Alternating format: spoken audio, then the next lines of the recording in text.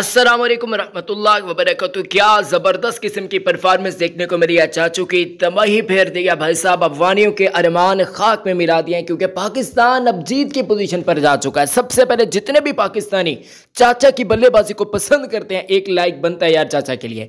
Comments के लिए प्यारा प्यारा कॉमेंट्स लाजमी कीजिएगा। आपके ख्याल में इफ्तिखार अहमद का यही नंबर बेस्ट है या फिर इफ्तिखार अहमद को ऊपर वाले नंबर पर आना चाहिए? आप लोगों ने प्लीज़ हमें कॉमेंट्स के अंदर बताना है। इफ्तिखार अहमद की आज की बल्लेबाजी की बातचीत करते हैं जो कि अफगानिस्तान के खिलाफ हमें देखने को मिली।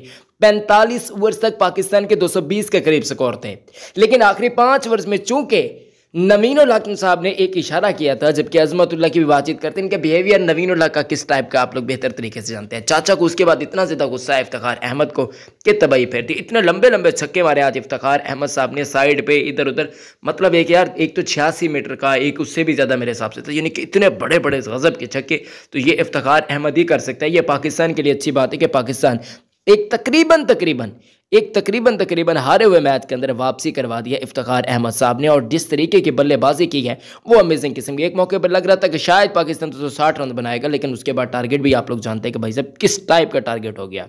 इफ्तिखार अहमद की जितनी भी तारीफ़ें करनी चाहिए उतनी ही कम है, जितनी भी तारीफ़ें करनी चाहिए उतनी ही कम है। इफ्तिखार अहमद एक ऐसे खिलाड़ी हैं जिसको बहुत देर तक याद रखा जाएगा। वीडियो को लाइक कर दें, चैनल को सब्सक्राइब कर दें। जज़ाकल्लाहु खैर।